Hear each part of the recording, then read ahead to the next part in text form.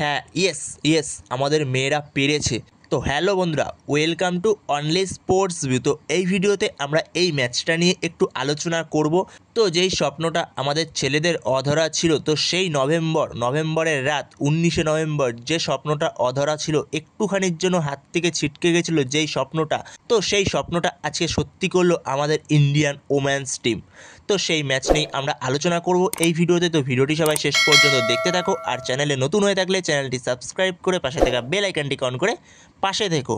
তো হ্যাঁ, আমাদের ইন্ডিয়ান ওমেন্স টিম পেরেছে যেই স্বপ্নটা তাদের কাছে অধরা ছিল এতদিন ধরে, যেখানে শুধুমাত্র তাদের কাছে নয়, মিতালি রাজের কাছে অধরা ছিল, এবং এমনকি আমাদের চাকদা এক্সপ্রেস ঝুলন গোস্বামীর কাছে এই স্বপ্নটা অধরা ছিল। তো সেটাই আজকে করে দেখাতে পেরেছে আমাদের স্মৃতি মান্দানা, হারমানপ্রীত কর, জেমিনি রড্রিগেজ। তো এরা আজকে সেটা করে দেখাতে পেরেছে, এবং এর পাশাপাশি এই ট্রফি জয়ের স্বাদ আরও একজন পেয়েছে যার কাছে এই ট্রফিটা অধরা ছিল, এই সেই নভেম্বরের রাতেই 19শে নভেম্বর, রোহিত শর্মা। তো সেখানেই যার স্বপ্ন ভেঙেছে, তো সেই সব থেকে ভালো বোঝে স্বপ্ন পূরণের মর্মটা। এর পাশাপাশি যারা হয়তো এতদিন বলেছে মেয়েরা ব্যাট করতে বল করতে পারে নাকি, তো তাদের গালে এই ট্রফিটা সপাটে একটা চড়ের মতো বলা যেতে পারে। তো সেখানে আমাদের নারী শক্তি, তারা সব করতে পারে, আবারও তারা প্রমাণ করলো। আজ হয়তো এই বলে আসা মানুষগুলোই এদের জন্য চ্যাম্পিয়ন করছে। তো যেখানে কালকে শুরুটা দারুণ করেছিল স্মৃতি মান্দানা আর শেফালি বর্মা, দুরন্ত একটা শুরু করেছিল তারা। তো বলে না গডস প্ল্যান, তো শেফালি বর্মার ক্ষেত্রে তো সেই একই কথাটাই বলা যেতে পারে। তো ভগবান কার জন্য কখন কি লিখে রাখে, তো সেটা শুধুমাত্র তার নিজেরই জানা। তো যেই শেফালি বর্মা সিলেক্টই হয়েছিল না এই বিশ্বকাপে, যেখানে সেমিফাইনালের আগে ভারতের ওপেনার প্রতিকা রাওয়াত তার সেমিফাইনালের আগে চোট পায়, তো সেখান থেকে সে রুলড আউট হয়ে যায় এই বিশ্বকাপ থেকে। তো সেখানেই তখন শেফালি বর্মাকে নিয়ে আসা হয়, এবং শেফালি বর্মা আজ হিরো। তো অনবদ্য পারফরমেন্স, ব্যাটে সে 87 রান করেছে, এবং পরবর্তী সময় বোলিংয়ে এসেও 2টো উইকেট। তো তার অনবদ্য ম্যাচ গেছে, যেখানে বিশ্বকাপ ফাইনালের মতো ম্যাচ, 21 বছর বয়স, ম্যান অফ দ্য ম্যাচ হয়েছে বিশ্বকাপ ফাইনালে। তো অনবদ্য। তো সেখানে ইন্ডিয়া শুরুটা ভালো করলেও পরের দিকে গিয়ে মিডিল অর্ডারে কিছুটা স্লো হয়ে যায়, না হলে আরও কিছুটা রান হয়তো বেশি হতে পারতো, 20টা রান মতো বেশি হতে পারতো।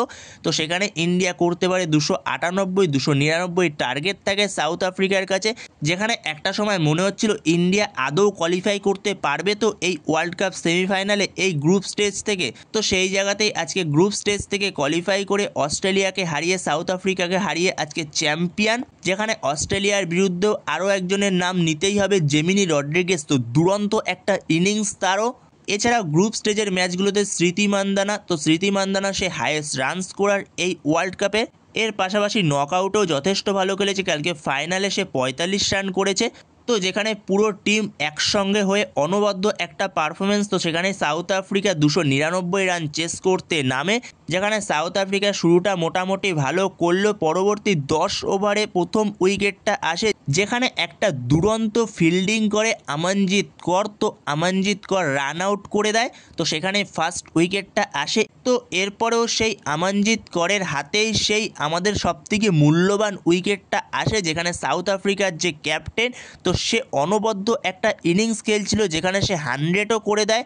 তো অনবদ্য ইনিংস, তার পাশে যদি একজনকে সে পেত পার্টনারশিপ করার মতো, তাহলে হয়তো সে ম্যাচটা বেরো করে ফেলতে পারতো। তো সেখানে আমাদের ইন্ডিয়ার বোলিং এবং ফিল্ডিংয়ে যথেষ্ট ভালো পারফরমেন্স, তো সেখানে আটকে দেয় সাউথ আফ্রিকাকে। তো সেখানে পরবর্তী সময় যে সবথেকে গুরুত্বপূর্ণ ক্যাচ, যেটা সাউথ আফ্রিকার ক্যাপ্টেনের ক্যাচ, তো সেটা আমনজিৎ কর নেয়। তো সেখানে ওটা বলা যায় ক্যাচ না, ওটাই হয়তো ম্যাচ, ওটাই ট্রফি নিয়ে নিয়েছিল সে ওখানেই। তো সেখানে আমাদের ICC women's team world champion. তো কংগ্রাচুলেশন ইন্ডিয়ান ক্রিকেট টিমকে।